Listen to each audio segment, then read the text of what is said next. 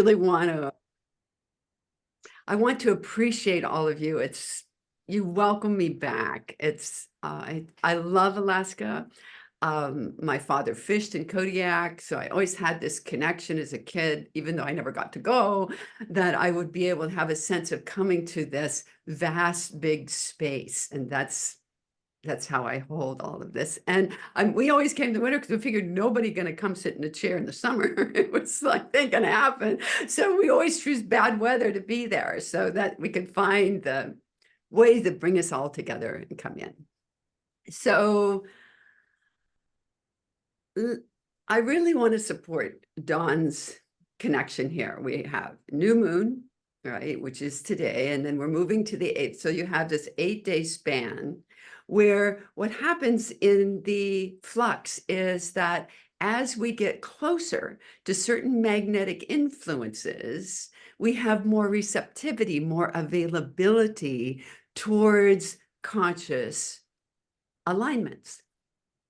And so Dawn's setting it up for us. We don't even think about it. And it's like, and bringing it to a point that we'll be starting here today in the level of setting these conscious, clear alignments, and then allow it to build and to connect into a sense of whatever this next season of harvest is going to be for you.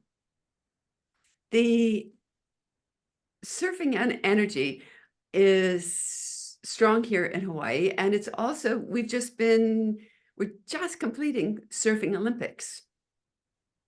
And I had the honor of supporting a family whose daughter was in the Olympics representing Canada. And so we found ourselves in these enormous waves because we were writing them psychically and energetically, so that mind's eye, and here we go, focusing a lot on a sense of safety. We didn't have a need for someone to win. We had the need for everyone to be safe and for a certain level of stability, and for the land and the water to be honored for the depth of power that it holds.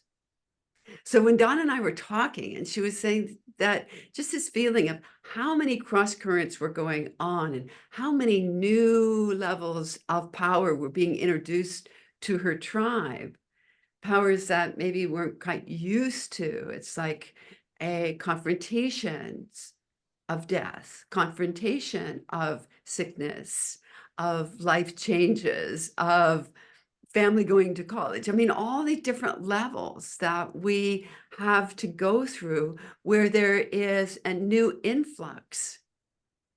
And with this, when we play on evolutionary aspect, every new influx requires a new set of alignments.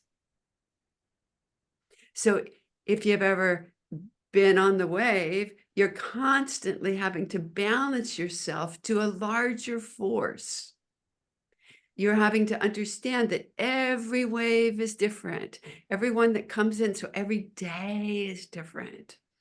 So our time together at first is, how can we be able to understand the influences that we're with, and what can we do to strengthen these new alignments? I think it was probably about maybe 10, 15 years ago when my intuition came very strongly to say, you need to learn the death door.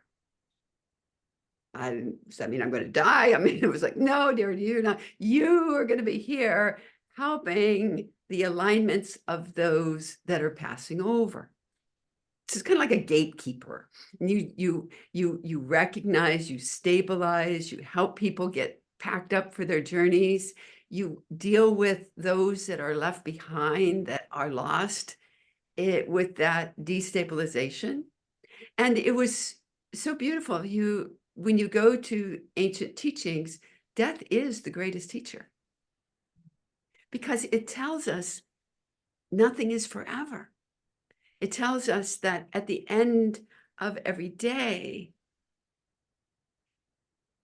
something has happened that probably will not happen again, not exactly in that way.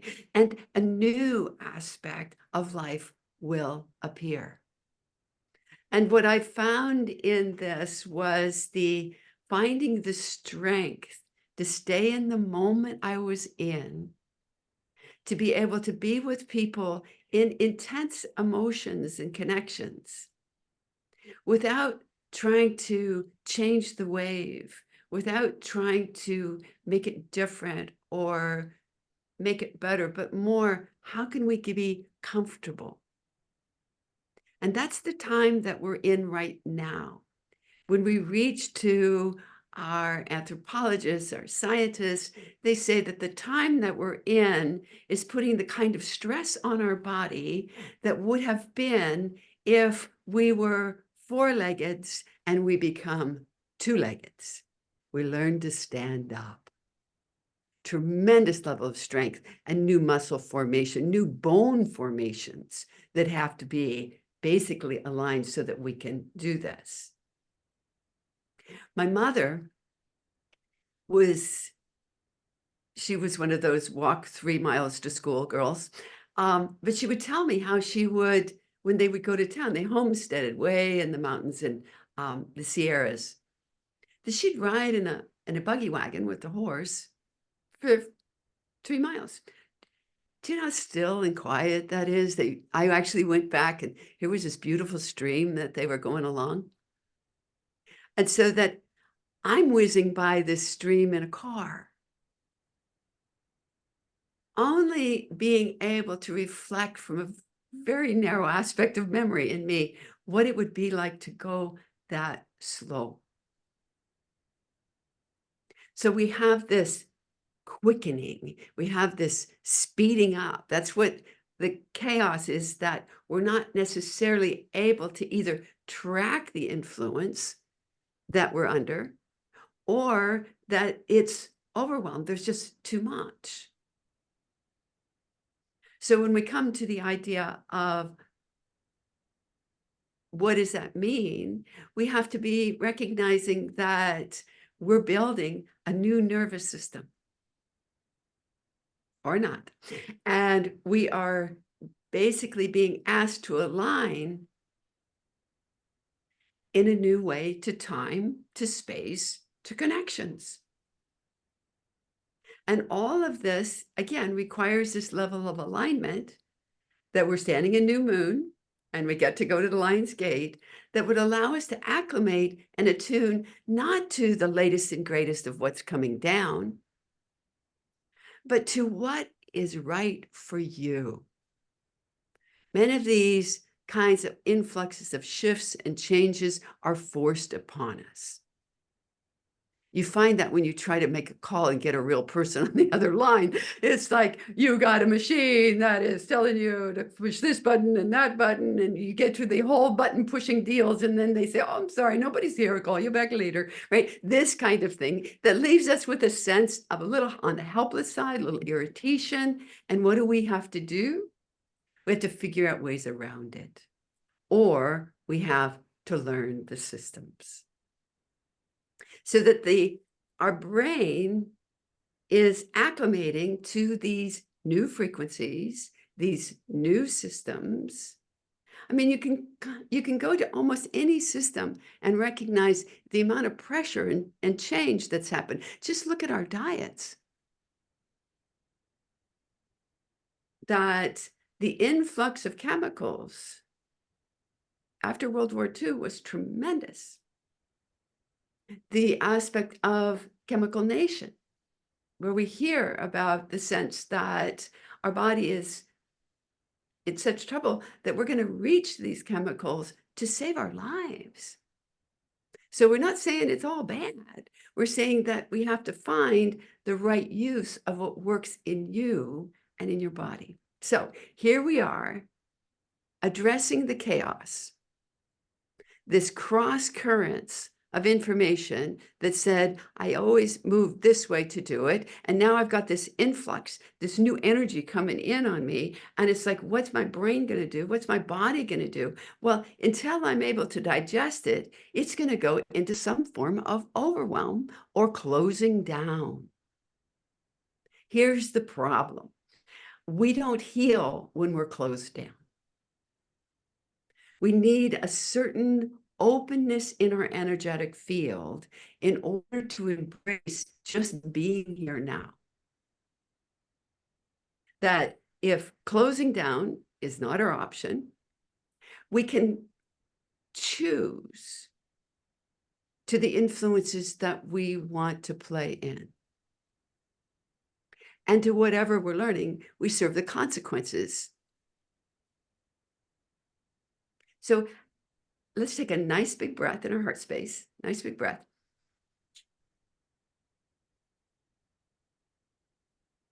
And let's call on this new alignment. Let's use our moon, yeah? Let's call on our new alignment. Take a nice big breath, open, and feel your energetic ground. Bring your energy all the way down.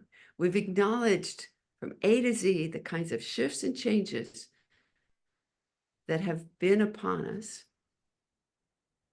Some for a while, some are new. Another big breath, open. And feel that energetic move all the way down through the base of your spine. Just allow your body to relax.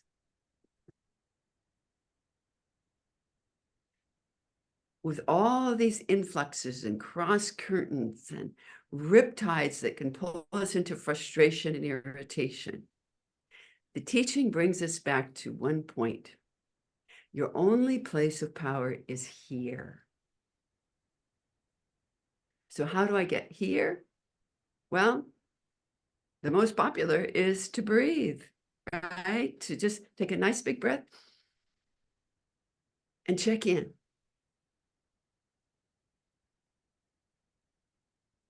Getting here might be 3/4 of the, shall we say, the dance. Often getting on the wave is the harder part of surfing. So that the dynamic here of being here, we use our breath. That if we're in chaos, it means, again, there's many influxes and influence, cross currents coming into our nature at some points. A flooding that says there's too much and I can't deal with this. But we have sacred human birth in our genes, which means that whatever level of evolution that is coming down the pike, there is a part of our nature that knows how to embrace, to handle, and to thrive. That the greatest tool for us is to keep coming back and taking care of ourselves. And if we're not able to do that, to put ourselves in the hands of reliable support, people who love us, who support us, and who want to take care to make sure we're good.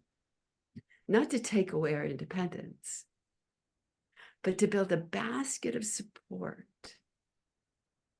to maybe be our surfboard for a while, that can carry us through some of the rough patches. The community that sits around you, the strength of dawn bringing us together every week, is that basket of support.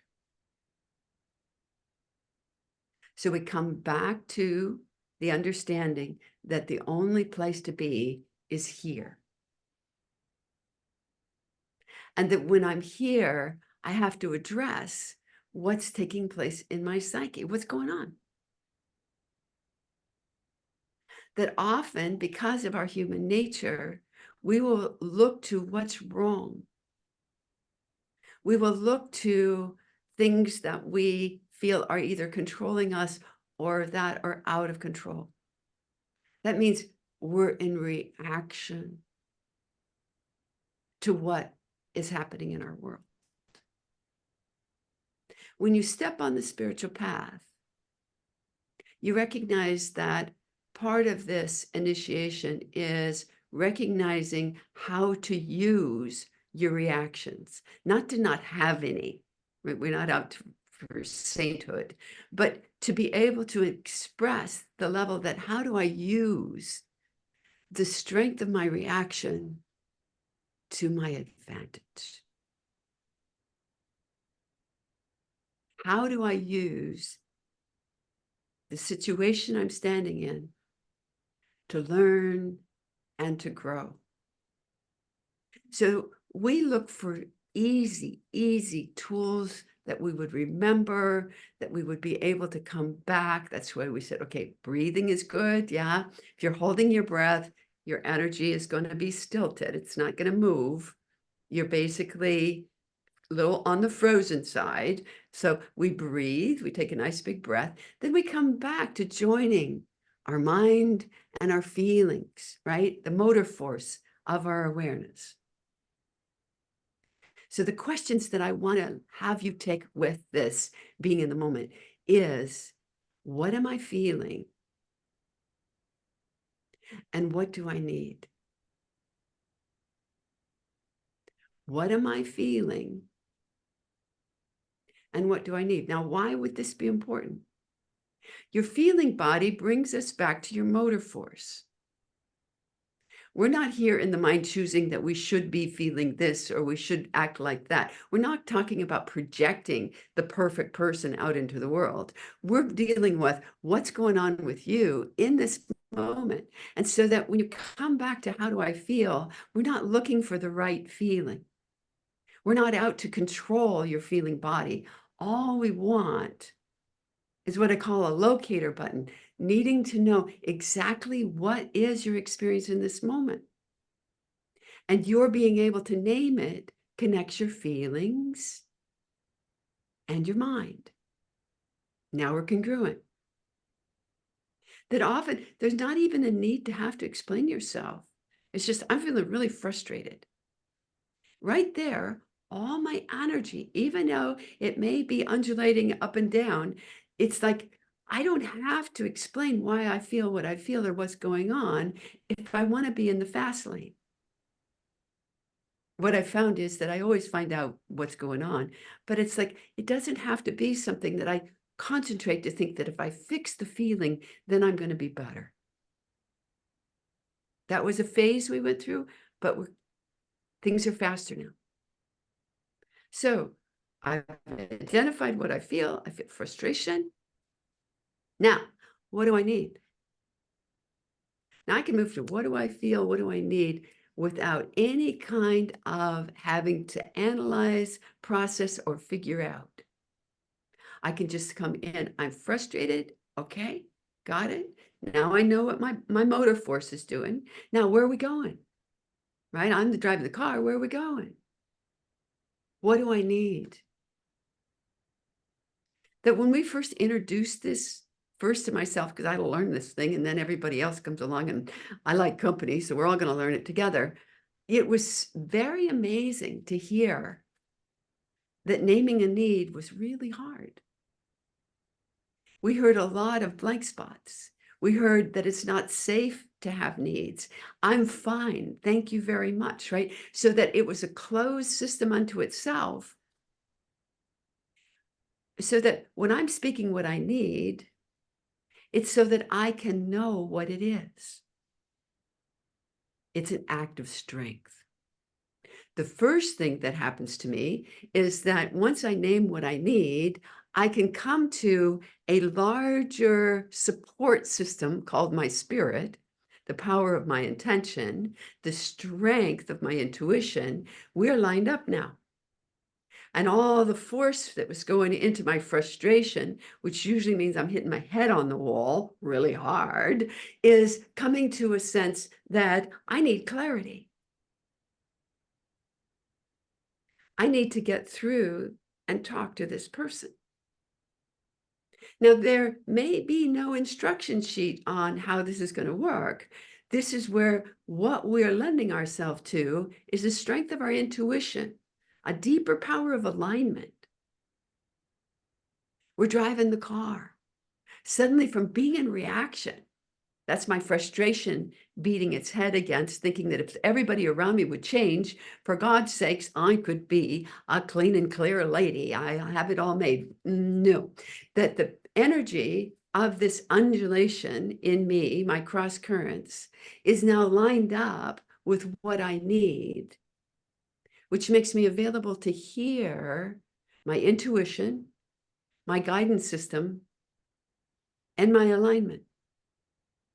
So part of our new world unfolding is asking us in ways that has come before. This is not new, but it's come before, to concentrate on solution and concentrate on the solution field.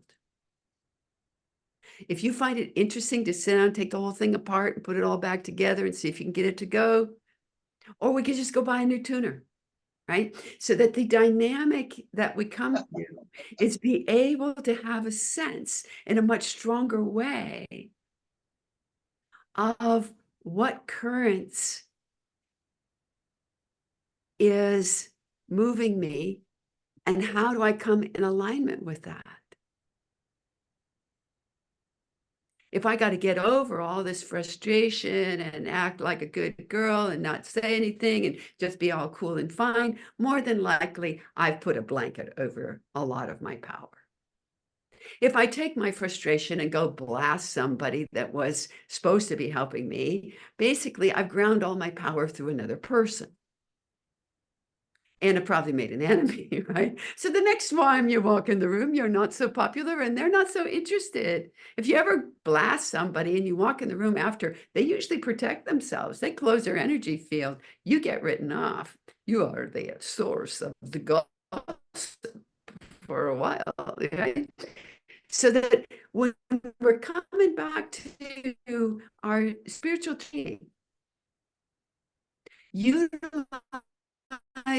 the Lion's Gate, we want to be major stress, major call of transformation.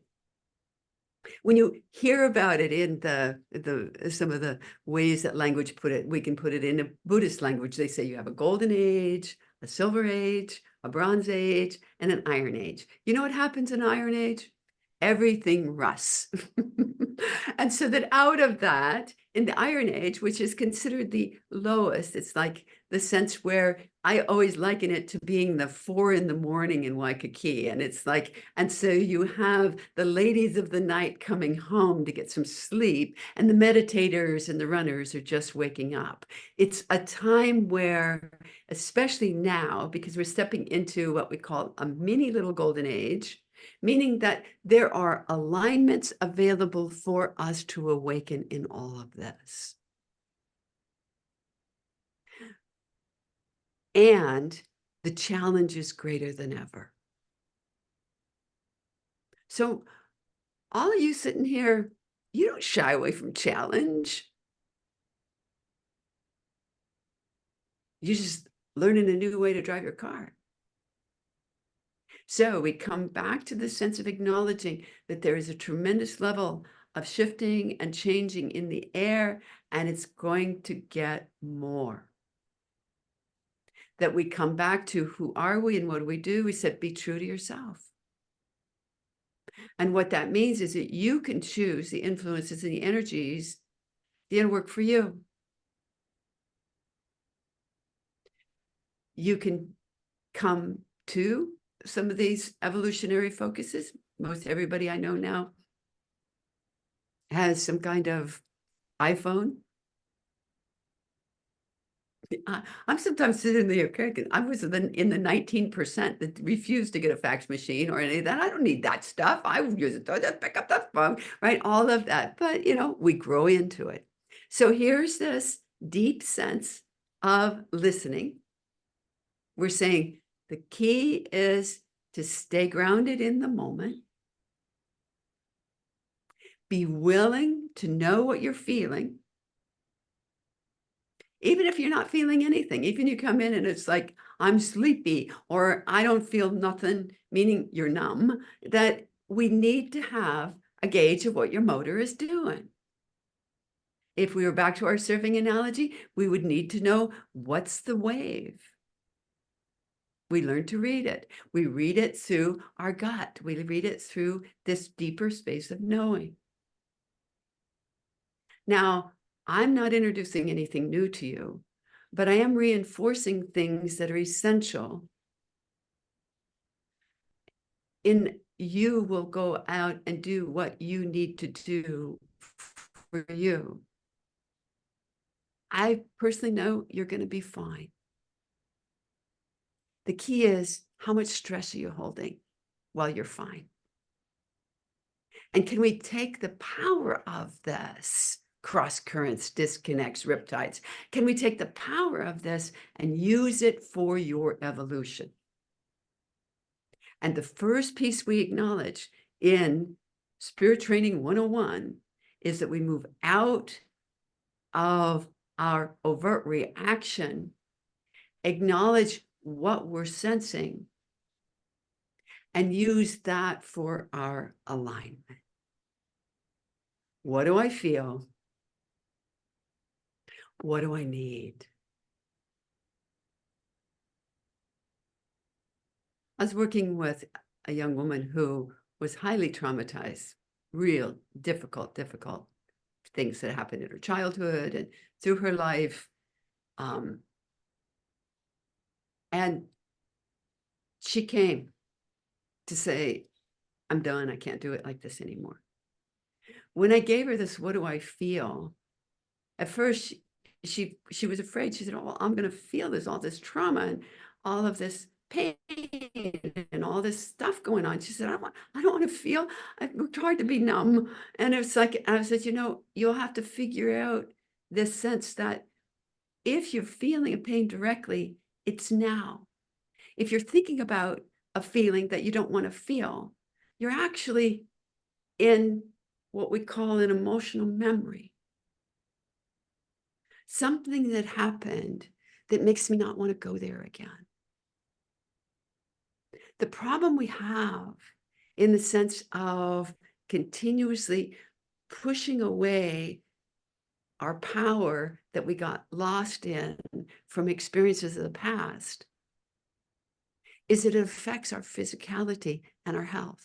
That's the biggest problem. So that the time that we're in right now, we have these cosmic learning curves, is asking us to go back to some of these old emotional memories, these experiences that have happened to us, but not in the same way as before. Psychology grows elegantly that with the sense of how we were before, maybe we were being able just to stand by the door of that painful experience and be able to recognize that I could be here. That as we begin to bring this into our center, we're asked to work it out, but not work it out from the sense that I have to be all good. Mostly work it out is accept that this has happened and accept that you can feel again. Many of us have been here for a while. You know what I mean? We've been here long enough to watch a movement of growth and awareness. We were commenting the other day of how women were allowed credit cards in 1974. That there's been a big shift in the women's movement. And when we were talking, she went, thank God for that women's movement that started bringing in more understanding and more rights into our nature.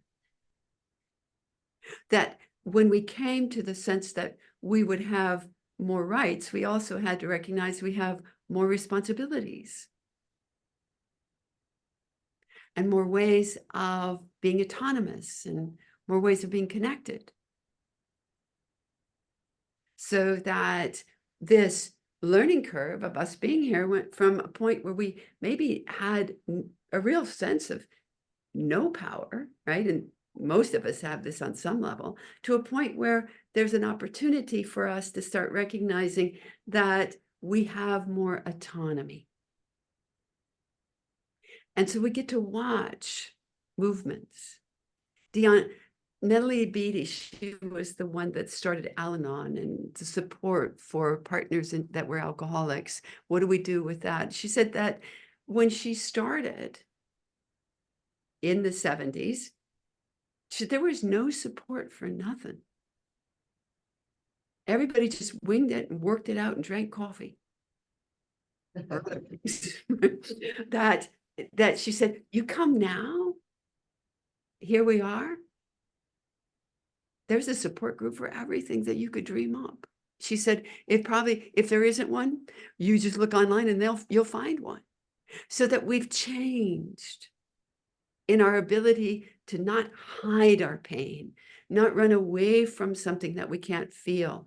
That it's like, but to be able to start bringing in a deeper space of feeling. And as you be here for a while, your relationship to what happens changes. I remember my mama, she's sitting on the porch and she said that, she said, Nancy, I'm not afraid of people anymore. She said, I don't think I care what they think. And as my mom was, she was a public person, but she was very shy. And I know she worked hard to raise her family, to fit in, to do whatever she could do in her own, what she felt was rather awkward ways. When she's sitting there in a chair looking at me going, I don't care what people think of me anymore. It wasn't that she was belligerent and angry at her judgments or others. It's that she came to recognize it didn't matter. And you know what? We lived, in the same spot for a long time. All the neighbors were coming by. Hey, Goldie, how you doing? Brought you some pumpkins. Gonna take some of your apples. That there was a wealth of welcome and connection and community that when she was closed down from that self-conscious fear place of not fitting in, she was basically locked into her own closed nature. This is the beauty of time and the strength of us being together, is that the hard parts start wearing off and our mind starts opening, and the whole of what we look to is recognize we have this chaos more available than we may have ever known, right? Our little mini golden age. But at the same time, we go to the Dalai Lama, the one who's basically giving us some ancient teachings. And he says, this is a time of distortion. He said, you can't even trust the teachers. You must learn discernment. Everything you hear, everything that you are connected to, you have to assimilate it in your own integrity and find out if it is true for you. So in our exploring here of Lion's Gate, we started to say, let's make sure we have a center that we can come back and know what we feel and know what we need and have an active relationship so our intuition can guide us towards that higher level of connection. What does that give us? We get to be happy. We get to relax. We get to have a sense that whatever's taking place here, whatever the level of the challenge, that we know we will have good to give. We will know that we can trust our own nature and do what is right. Then we have this second element. So now I have my center that I look to that what is happening out in my world, rapid and quick change that is challenging us on a cellular level. And that within that level of challenge, that depth that is sometimes overwhelming, we've realized that this level of support and connection, that there may not be some answer out there anymore. It may be that whatever comes, I have to find my own truth. I have to find my own relationship. I have to use my own experiences to tell me the strength of my spiritual path. My body knows when I'm standing next to truth because it relaxes. My body knows when I'm sitting in front of something that's kind of trying to impress, or you meet people, sometimes they're wannabes, I want to come over and help you in your garden, you don't count on it soon, but it's a lovely idea. Thank you so much. I appreciate it. I don't expect to have them show up because my body tells me it's just a nice idea. I don't have to make anybody wrong for that. I also don't count on it and make them lunch and be disappointed because they haven't come. This is what our discernment gives us. It gives us a read in the moment without having to build a lot of attitude. So our cue for this next season we're in, as we come to Lionsgate, we're asking to be open to our spiritual source. We're asking to be able to have an alignment that doesn't come and go, but because we're open in our feelings and we know what we feel, we know if we need privacy in that feeling, it's time to go home and take a nap, versus the sense that I know I need to speak here because it's important for me to find my words, that this gives us that center line. It's called integrity. So let's take a nice big breath. Again, we're coming back to what we already know. So we're going to step in and just check into your feeling body. What do I feel? It matters not what you feel, but that you feel, right? We got to get the motor going if we're going to go anywhere. That as soon as this register has happened, if there's something out of balance, or even if there's just an opportunity, what do I need? And this need is not sending out to the community, you need to help me fix this, all of that. This need is going straight up into my energetic source. And my energetic source is the greatest sorting mechanism in the world. And it will contact whoever is in the range that can be what I need them to be to land on my doorstep. So this is not a need that goes out and creates obligation and expectation. I can ask, everyone has a right to say yes or no. But if I want to do it a little bit more, shall we say, energetically or spiritually, or for me, I'm just sometimes shy to ask for what I need, I take it to spirit. I make it really clear with the state of awareness that I want to be in. If I need something, I can energize that. But then it arrives. So we connect first and the energy comes. That, my friend, has not changed. This alignment has always been, this is our human evolution connection. And we are just learning how to honor that depth of power that we are. Thank you. Don, I give it back to you. Yeah, well, I know that people have some comments. I have one for sure. Okay.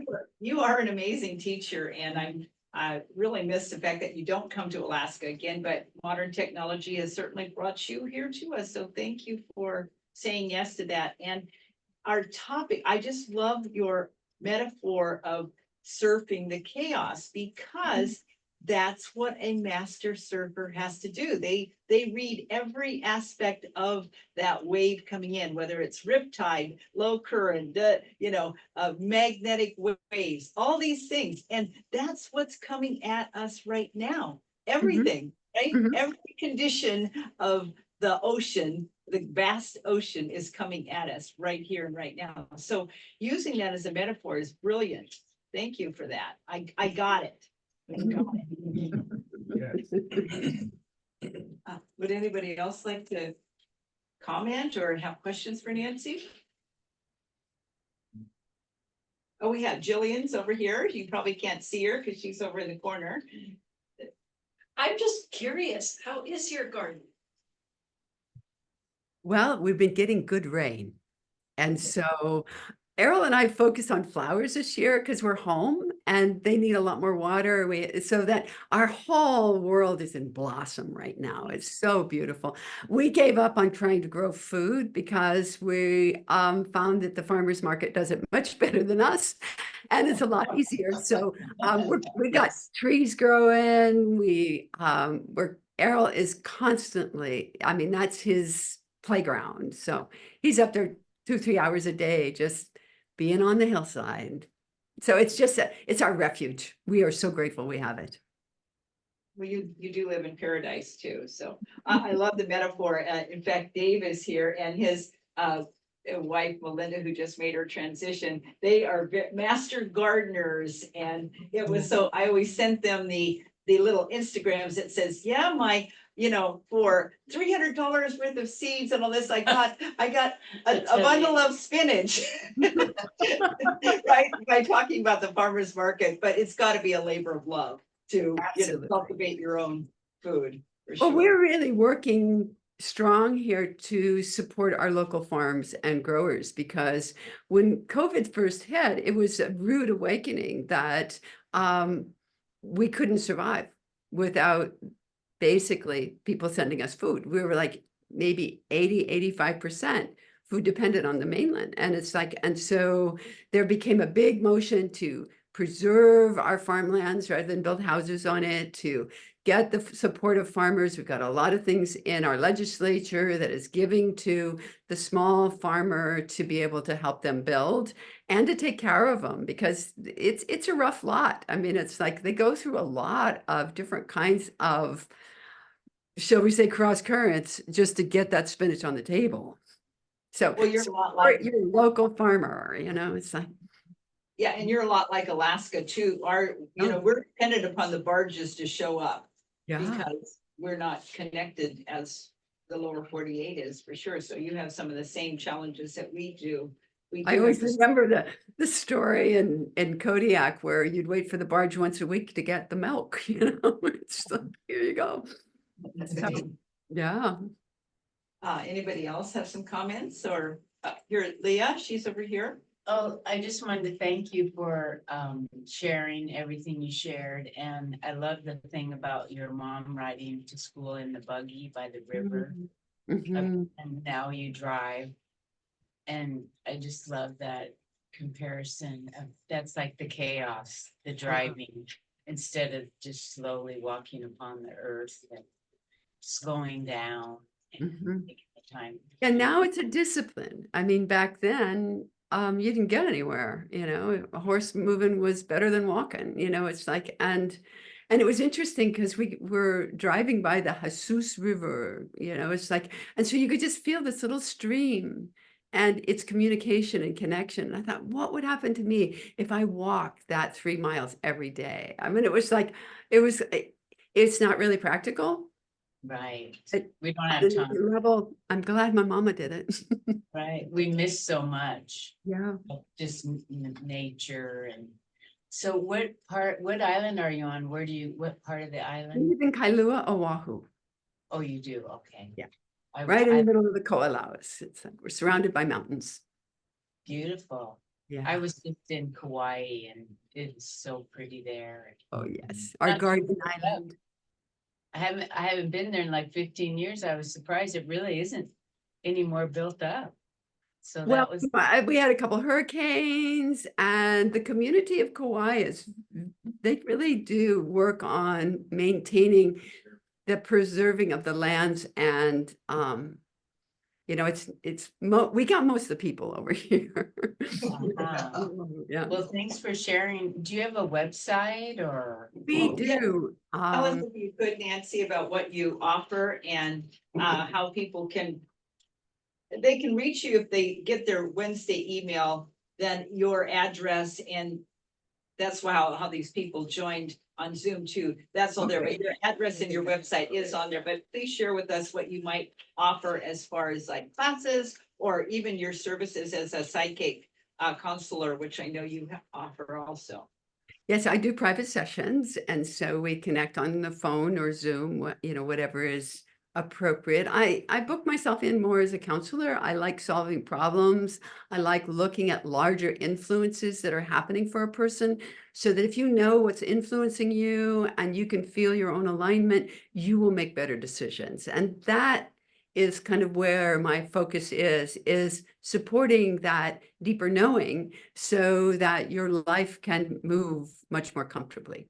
So when COVID started, we came up with what we call a Free Friday, so that every Friday at 3 o'clock Hawaii time, which is 5 o'clock in your summer, 4 o'clock in your winter, we have a free Zoom event. It's a 1 hour talk, and if you email us, we will send you the link, and every week is different. We kind of follow evolutionary patterns, so that what inspires us in our group to work with, they come out beautifully. I really like that. And then we do have ongoing classes. We have a monthly alignment that happens the first Wednesday of every month for 2 hours, and that's paid. And then we build the whole energy of the month. I know you have several people in Alaska that are your students and have tuned in for quite some time. So. Yeah, it's beautiful. Yeah, we made Alaska our home. So Did you want to give your email address again, just in case somebody wants to write it down? sure, it's NS Rubin, RUBIN, at hawaiiantel.net. Okay, so Nancy Shipley, NS Rubin, RUBEN. RUBIN, yeah, RUBIN at hawaiiantel.net. Very good. And you can also text us at 808-594-3961. You can text us that way too. And we have another question over here, or comment. Steve, Louis. Hi, Nancy. Hey, Hi. you spoke about things speeding up. Are we speeding up, or is time speeding up, or is it just an illusion? I don't really, I'm having one of those moments with time where it's not what it was, and I don't know what it's going to be yet. In the sense that it's a perception, right? And so that my sense is that everything is vibrating faster, and that everything is heating up. I mean, when it vibrates faster, it does heat up. That what do we do with this heat is the big global question, right? And it's like, so that I take that from a metaphorical element, that the powers of this heat is burning out a lot of karma and a lot of old systems that don't work anymore. And so it just kind of defends in the sense that when I come to time, the more I come to being in that sort of center of the hurricane, that level of here I am, I don't experience time anything more than a projection. It's like I can project out and that will be tomorrow. I can memory go back and that was yesterday, but it's like this link between my now and all these other aspects of consciousness that I projected out there. It's kind of like it's in a drift of some sort. And the more I get here, the less I put energy into the befores and the projections of after. It all feels like a projection to me. So if that's the truth, then here I am and everything is here. But I don't think I've acclimated it fully yet. I can speak it. I want my body to be able to register it so that I'm comfortable in that depth of wide here-ness, if that makes sense. Yeah, thank you. Absolutely. Anyone else before we say goodbye? Thank you. Let's give her a hand. Nancy, thank you so much. Oh, you're welcome. You're You're an welcome. amazing teacher. Oh, thank you. Well, I look forward to seeing you all again. Absolutely. Thank you, Nancy. Bye. Carol. Bye, Carolyn. Great Love you. teacher. Love you, love you, love you. Thank you you. so much. Thank She- you. All She right. looks so familiar. Was she I- here? Yeah, she's with here and with. So if you want to stay or you can tune off. We'll Okay. see you then. All right. Aloha, Aloha. aloha. Mahalo. Thank you. Bye, Era. Bye. I love those t-shirts. That's what I wanna. Yeah. Yeah, good colors. Oh, okay. I don't even know where our basket is. Where did you put it? Oh, it's hidden around here. I'm gonna pass our basket around only because just that's what we do. We're not a church, but passing it around. Yesterday, you guys, great messages, huh? Yeah, that. So apropos to our time. Wow. Gosh, I wish she was still